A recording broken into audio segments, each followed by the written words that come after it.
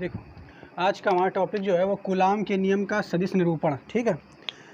यानी कूलाम का नियम जो हम पढ़ चुके हैं उसको हम सदिश रूप में निरूपित करेंगे।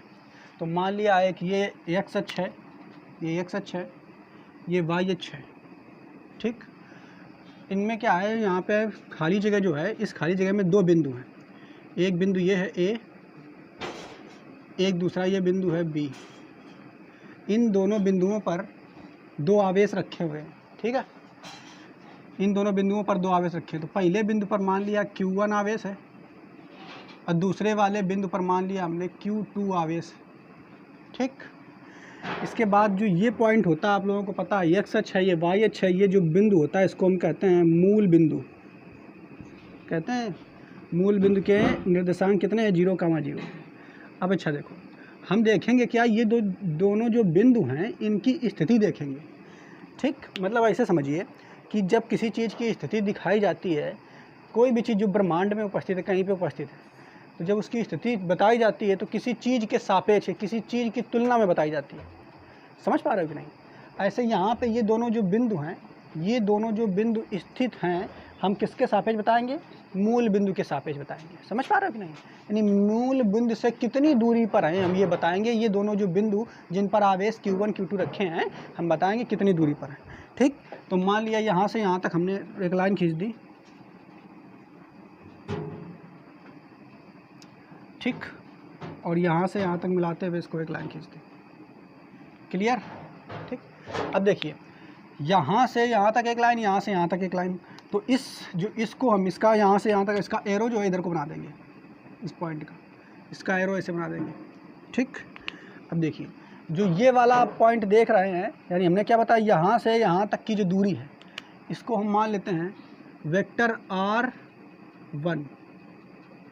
वेक्टर R1 क्यों माना? इसका मतलब क्या है? वेक्टर R1 का मतलब है कि Q1 जो ये मूल जो Q1 आपको जो दिख रहा है, आवेश Q1 जो दिख रहा है, इसकी स्थिति मूल बिंदु यानी 0 के सापेक्ष हम यहाँ पे बता रहा है वेक्टर। समझ पा रहे हैं? यानी ये जो वेक्टर बता रहा है R1, ये 0 के सापेक्ष Q1 की स्थिति दिखा रहा है। जबकि दूसरा जो वेक्टर हम इसको मान रहे हैं, ये है R2, ठीक। ये क्या कर रहा है, ये Q2 की स्थिति मूल बिंदु के सापेक्ष दिखा रहा है। समझ पा रहे हैं? Q2 की स्थिति मूल बिंदु के सापेक्ष दिखा रहा है। R1 क्या कर रहा है, Q1 की स्थिति मूल बिंदु के सापेक्ष दिखा रहा है, ठीक। और R2 क्या कर रहा है, Q2 की स्थिति मूल बिंदु के सापेक्ष दिखा रहा है। यानी हम ऐसे लिखेंगे, R1 क्या है, तो लिखेंगे R1 जो है वो है मूल बिंदु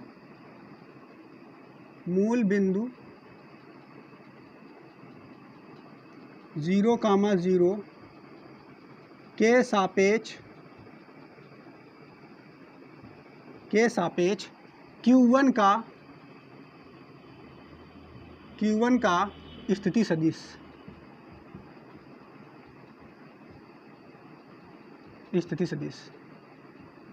या हम केवल ये कह सकते हैं कि ये किसका, R1 क्या है, तो R1 Q1 का स्थिति सदिश है, ठीक है। या ये कह सकते हैं स्थिति सदिश को अंग्रेजी में क्या कहते हैं, वेक्टर। क्या कहते हैं? वेक्टर। तो R1 क्या है, Q1 का वेक्टर है। या हिंदी में कहेंगे तो R1 क्या है, Q1 का स्थिति सदिश है, ठीक। इसके बाद R2 देखो, R2 को भी ऐसे लिख देंगे। R2 क्या है, तो बताओगे, R2 जो है मूल बिंदु के सापेक्ष Q2 का स्थिति सदिश है, ठीक है। तो हम डायरेक्ट केवल यही लिख दे रहे हैं, R2 क्या है, तो Q2 का स्थिति सदिश। R2 क्या है, तो R2 क्या है, Q2 का स्थिति सदिश, ठीक है। अब यहाँ से और देखिए आप लोग, ये आवेश है Q1, ये आवेश है Q2। दोनों आवेश जो हैं ये पॉजिटिव हैं। कैसे हैं? पॉजिटिव यानी धनात्मक हैं। तो एक बात बताओ, ये वाला आवेश इसको धकियाएगा, ये वाला आवेश इसको धकियाएगा, मतलब एक दूसरे को ये दोनों प्रतिकर्षित करेंगे कि नहीं करेंगे? करेंगे। अच्छा, एक चीज़ और देखिए, यहाँ पे हमने क्या किया, एक वेक्टर इधर को खींच दे रहे हैं। जैसे यहाँ पे हमने वेक्टर ये खींचे हैं, इसे दो, ऐसे हम एक वेक्टर ऐसे खींच दे रहे हैं, इधर को ऐसे खींच दिया एक वेक्टर, ठीक। और इसकी नोक जो है हमने Q1 की ओर रखा है। किसकी ओर रखा है? Q1 की ओर।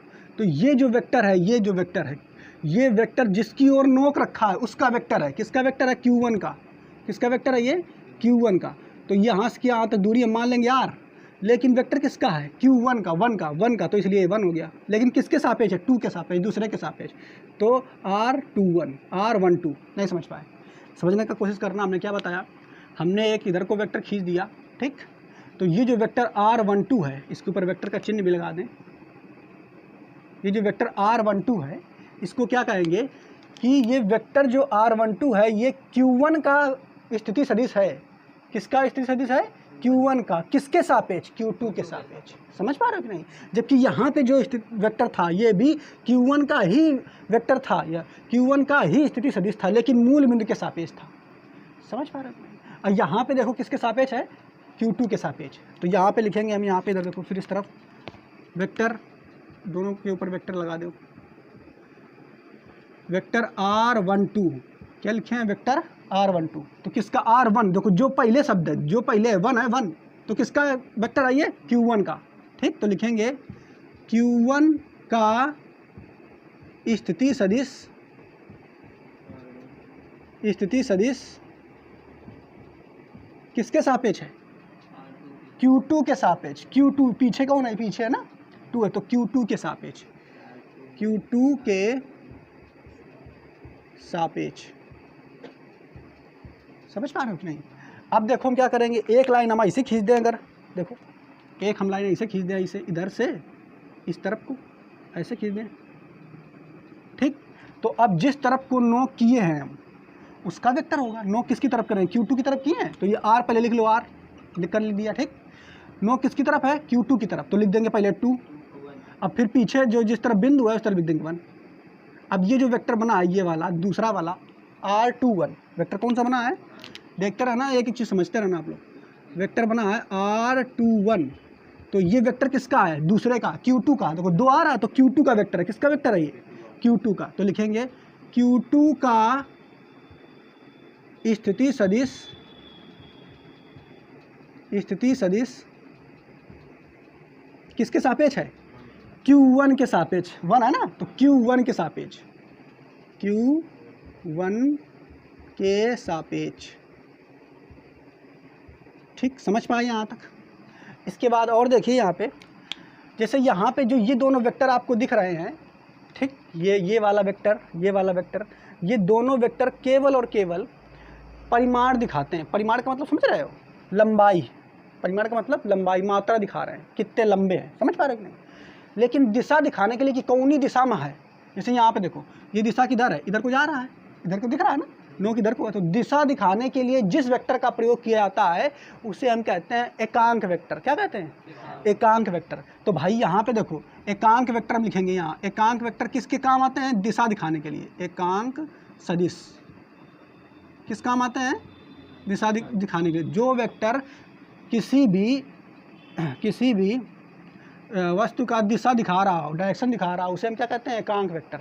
तो अब यहाँ पे देखिए परिमाण दिखाने के लिए तो ये दोनों वेक्टर आ गए हैं। देखो इधर आ गए ना, आ गए हैं ना भाई। परिमाण दिखाने के लिए तो दोनों वेक्टर आ चुके हैं। इसका परिमाण दिखाने के लिए R12 आया है, इसका परिमाण दिखाने के लिए R21 आया है। लेकिन दिशा दिखाने के लिए कि ये की दिशा इधर से इधर की ओर है, इधर से इधर की ओर है, यानी Q2 से Q1 की ओर है। दिशा दिखाने के लिए हम इसका एकांक वेक्टर लिखेंगे, ठीक है। तो इसका एकांक वेक्टर क्या होगा? देखो इधर, यहाँ समझना, R12 का एकांक वेक्टर क्या होगा? तो इसको कहेंगे R12 के ऊपर कैप लगा देंगे। क्या लगा देंगे? कैप। इसको कहते हैं कैप। कैप का मतलब होता है दिशा दिखा रहा है, ठीक है। समझ पा रहे हो कि नहीं? तो यहाँ पे लिखेंगे ये क्या है भैया? तो ये है Q1 का। Q1 का देखो ये किसका? Q1 का स्थिति सदिश है Q2 के सापेक्ष। लेकिन ये लिखेंगे Q1 का एकांक सदिश। क्या है ये? Q1 का एकांक सदिश। बात समझ पा रहे हो कि नहीं? ठीक, इसी के सामने लिखा हमने बिल्कुल, ताकि समझ में आ जाए। अब देखो इसको लिखेंगे, इसको तो R12 है, R12 तो R12 यानी सॉरी R21 है, R21, ठीक, R21 है, यानी Q2 का स्थिति सदिश है। ये किसका स्थिति सदिश है? Q2 का स्थिति सदिश है Q1 के सापेक्ष। तो ये तो Q देखो कहाँ पर है? ये देखो, ये देख रहे हो, ये दिख रहा है। Q2 का स्थिति सदिश है Q1 के सापेक्ष है। तो R21 कर दिया। लेकिन ये दिशा दिखाने के लिए इसको हमें एकांक वेक्टर बनाना पड़ेगा। दिशा दिखाने के लिए क्या बनाना पड़ेगा? एकांक, यानी इसमें कैप लगाना पड़ेगा। तो इसके आगे क्या लिख देंगे? Q2 का एकांक सदिश। एकांक सदिश। यहाँ तक बात समझ में आई कि नहीं सभी को? ठीक है, Q2 का एकांक सदिश। ठीक, ये तो मेन वेक्टर के नाम थे और ये इसके एकांक सदिश हो गए। अब देखिए, अब हमने क्या बताया कि ये भी आवेश है, ये भी आवेश है, दोनों एक दूसरे को क्या करेंगे? प्रतिकर्षित करेंगे। बताओ,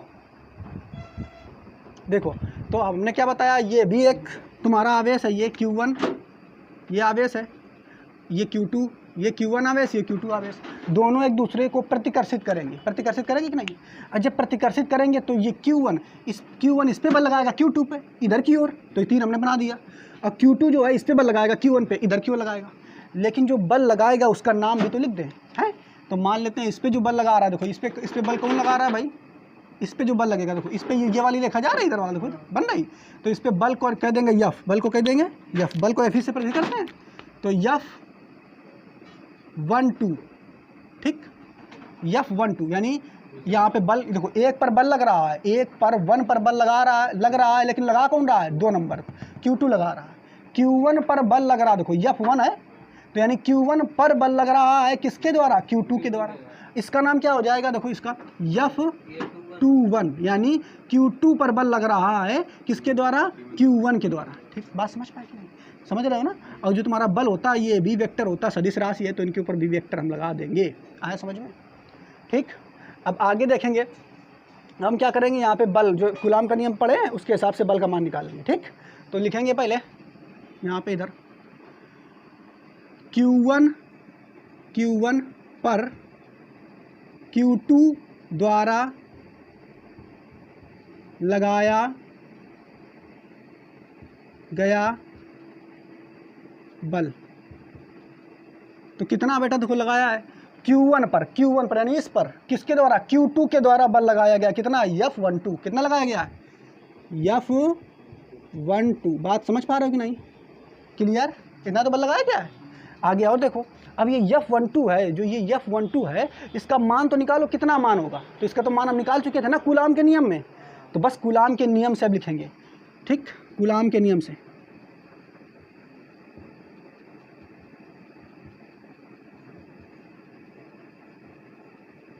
ठीक, कितना बल लगेगा? तो आप जानते हो F12 बराबर, हमें पता कितना सूत्र होता है कूलाम के नियम का? K Q1 Q2 upon R² होता है कि नहीं? ये तो होता है। तो बीच की दूरी हमने मान ली R, तो हो गया R²। ये K Q1 का मान ये हो गया, Q2 का मान ये हो गया, और बीच की दूरी हो गई R, तो R² हो गया कि नहीं? अब एक चीज़ देखो, तो ये बल तो दिखा रहा है तुम्हारा, ये बल का परिमाण तो दिखा रहा है कि कितनी तेज़ी से दिखा रहा है, कितने न्यूटन से बल लगा रहा है। यानी ये बात जो तुम्हें है यहाँ पे, ये क्या दिखा रहा है? परिमाण दिखा रहा है। परिमाण क्या दिखा रहा है? ये परिमाण मतलब कितने न्यूटन का बल लग रहा है, ये तो दिखा रहा है हमें। परिमाण का मतलब कितनी ताकत से बल लगा रहा है, वो तो दिखा रहा है, कितना बल, इतना। ठीक, लेकिन कौनी दिशा में बल लग रहा है, ये कौन दिखाएगा?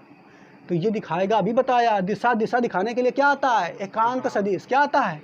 एकांक सदिश। तो भैया यहाँ पे देखो, इधर की ओर बल लग रहा है, इधर की ओर, और इस दिशा को कौन दिखा रहा है? ये वेक्टर दिखा रहा है, ये तो दिखा रहा है 1 2। देखो 1 2 यही वाला तो दिखा रहा है, देखो ये वाला वेक्टर दिखा रहा है ना।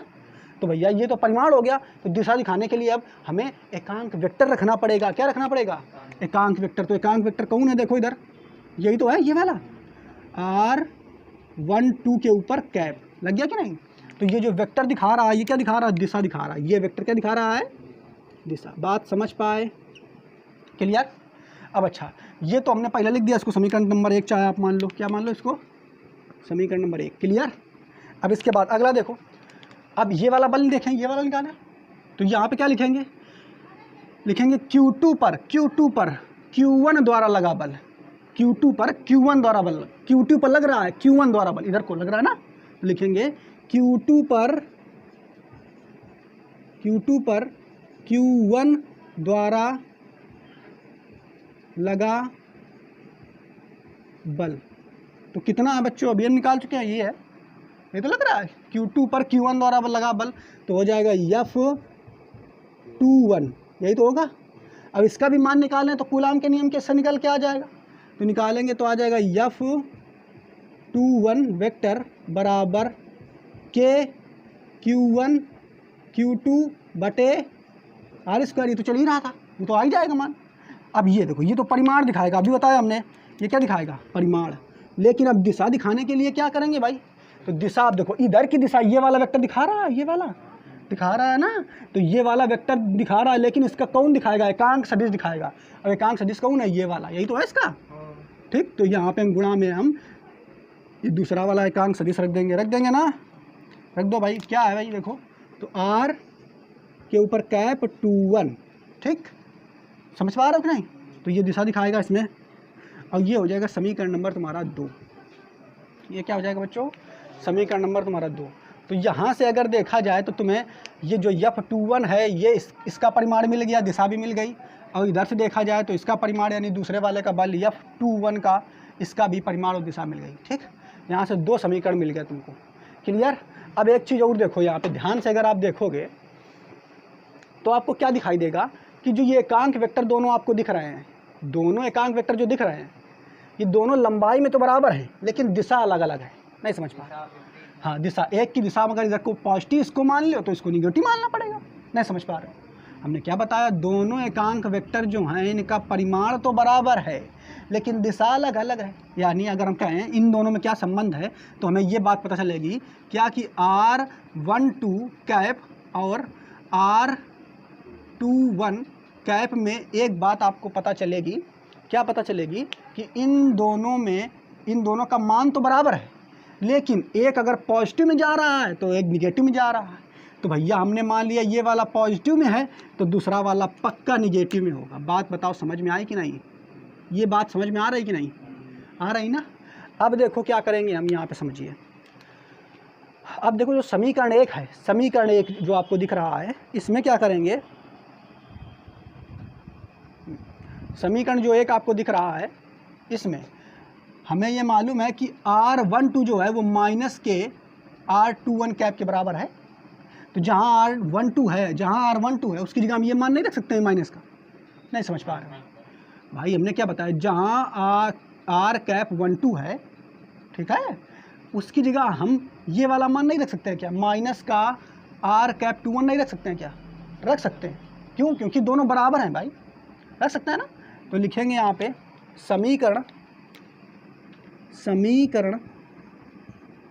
1 में R12 की जगह माइनस का R21 कैप रखने पर, ये बात समझ में आ रही है कि नहीं। तो समीकरण 1 भैया कहाँ, ये है हमारा, उतारो इसको। तो समीकरण क्या है, एक F12 बराबर के Q1 Q2, देखो दिमाग यहीं लगाया रहा ना पूरा, बटे R स्क्वायर। और जहाँ तुम्हारा देखो R12 था, उसकी जगह हम ये नहीं ले सकते हैं, लिख सकते हैं। तो लिख देंगे R12 की जगह माइनस का R21 कैप, लिख देंगे ना, कोई दिक्कत नहीं। अब यहाँ पे आप लोग और क्या करें, इस माइनस चिन्ह को बाहर निकाल लो। माइनस चिन्ह को क्या करेंगे, बाहर निकाल लेंगे। तो ये तुम्हारा क्या आ जाएगा, देखो F12 बराबर माइनस आ गया बाहर, ये हो जाएगा के Q1 Q2 बटे R स्क्वायर, और ये हो जाएगा इंटू R21 के ऊपर कैप। अब देखो यहाँ पे ध्यान से आप समझिए, एक चीज़ ध्यान से देखिए कि जो ये समीकरण पूरा आपको इतना दिख रहा पार्ट, ये पार्ट जो दिख रहा है, ये कहीं आपको दिख रहा है क्या, देखो ये समीकरण नंबर 2 में यही तो है पूरा, देखो समीकरण 2 में यही तो है पूरा, देखो नहीं समझ पा रहे हो, ये वाला और ये वाला सेम है कि नहीं, के है Q1 Q2 R square into R12 cap, यही तो है। इसका मतलब क्या, देखो यानी ये जहाँ पे है वो इस बल के बराबर है ना F21 की जगह, तो यानी इसकी जगह हम ये अपना ये नहीं रख सकते हैं क्या, लिख देंगे, क्योंकि दोनों बराबर हैं। तो इसकी जगह हम ये वाला बल लिख देंगे ना। तो उठा के समीकरण 2 से लिख देंगे मान, समीकरण 2 से। अब समीकरण 2 से ये वाला मान उठा के रख देंगे यहाँ पे, तो रखेंगे, देखो तो क्या आ जाएगा, F12 ये तो चल ही रहा है तुम्हारा इस तरफ, बराबर माइनस रखा रहेगा, इसकी जगह ये वाला मान रख देंगे, तो हो जाएगा F21, क्या हो जाएगा F21। अब देखो आपको क्या निष्कर्ष निकला लास्ट में, निष्कर्ष ये निकला, देखो इधर ये वाला क्या निकला कि जो बल ये F21 है, ये F12 है, F12 है और F21 है, ये दोनों एक दूसरे के विपरीत हैं। क्यों? क्योंकि एक में माइनस आ गया ना, एक प्लस का है तो एक माइनस का। बात समझ पाए कि नहीं? तो इसमें क्या आपको समझ में आ रहा है कि इसमें कि न्यूटन का एक नियम है कि किसी भी बल की एक प्रतिक्रिया होती है, क्रिया प्रतिक्रिया का नियम पढ़ा है न्यूटन का तृतीय नियम। तो यानी एक इसमें अगर हमने इधर क्रिया की यानी एक बल लगाया तो एक विपरीत बल जरूर लगेगा। तो ये इधर को प्लस वाला दिशा वाला बल है, ये वाला माइनस वाला है। बात समझ पाए कि नहीं? तो उम्मीद है आपको इतना थोड़ा बहुत समझ में आया है। इसको एक बार फिर से रिकॉल करते हैं। सबसे पहले हमने क्या बताया? सबसे पहले एक एक्स अक्ष ली, फिर वाई अक्ष ली, फिर क्या किया हमने? दो बिंदु लिए Q1 और Q2, फिर हमने स्थिति सदिश निकाला R1 मूल बिंदु के सापेक्ष, फिर स्थिति सदिश निकाला R2 मूल बिंदु के सापेक्ष, फिर क्या किया? R12 स्थिति सदिश निकाला। ये Q1 का स्थिति सदिश है किसके सापेक्ष? Q2 के सापेक्ष। इसके अलावा इधर को एक स्थिति सदिश निकाला R21 जो कि Q2 का स्थिति सदिश है किसके सापेक्ष? Q1 के सापेक्ष। बात समझ पाए? तो ये हमने मान यहाँ पे रख दिए थे। इसके बाद ये R12 यानी Q1 का स्थिति सदिश जो है इसका हमने एकांक वेक्टर निकाला, जिसमें एकांक वेक्टर में हम क्या लिख देते हैं? कैप लिख देते हैं ऊपर, ठीक है। इसका एकांक वेक्टर, इसका भी एकांक वेक्टर निकाल लिया। फिर क्या किया? ये दोनों एक दूसरे को प्रतिकर्षित कर रहे थे तो बल लगाएंगे एक दूसरे पे, ठीक। तो इनमें बल निकाला। तो इस पे जो बल लग रहा है ये F12 है, ये F1 क्यों? यानी Q1 पर लगने वाला बल। कौन लगा रहा है? Q2 इसलिए 2 पीछे लिखा। इसमें देखो F21 लिखा है, यानी इस पे बल कौन लगाएगा? Q2 पर बल लग रहा है तो इसलिए 2 आया। बल किस पे लग रहा है? 2 पर, यानी Q2 पर लग रहा है। कौन लगा रहा है? Q1। तो इसका नाम होगा F21, ठीक है। अब कूलाम के नियम से यहाँ पे हम लिख लेंगे उनका बल का नाम। तो कूलाम के नियम से होता है कि F12 का लिखेंगे तो K Q1 Q2 / R²। ये हो गया परिमाण, और एकांक जो वेक्टर है ये दिशा दिखा रहा है। ऐसे इसमें हमने दूसरे वाले में भी कर लिया, F21 का ये परिमाण लिख लिया कि कूलाम के नियम से, और ये दिशा दिखा रहा है, ठीक। इसके बाद फिर क्या किया हमने लिखा कि समीकरण 1 जो है ये आपका समीकरण 1 जो है इसमें R ये जो कैप दिख रहा है ये दिशा दिखाने वाला वेक्टर R कैप 12, इसकी जगह हमें क्या रखना है? मान ये वाला। तो ये वाला उठा के रख दिया मान, ठीक। अब फिर जब ये रख दिया तो क्या करेंगे? ये वाला जो पूरा मान बन रहा था तुम्हारा वो समीकरण 2 के हिसाब से बन रहा था, तो इसकी जगह हम ये मान रख देंगे उठा के। तो वो वाला मान रख दिया, और दोनों बल एक दूसरे के बराबर तो हैं परंतु विपरीत है, और यही जो है कूलाम के नियम का सदिश निरूपण है। उम्मीद है आपको समझ में आया होगा। एक दो बार आप लोग इस पर प्रैक्टिस जरूर कर लेना, ठीक। समझ पा रहे हो कि नहीं? नोट करो इसे।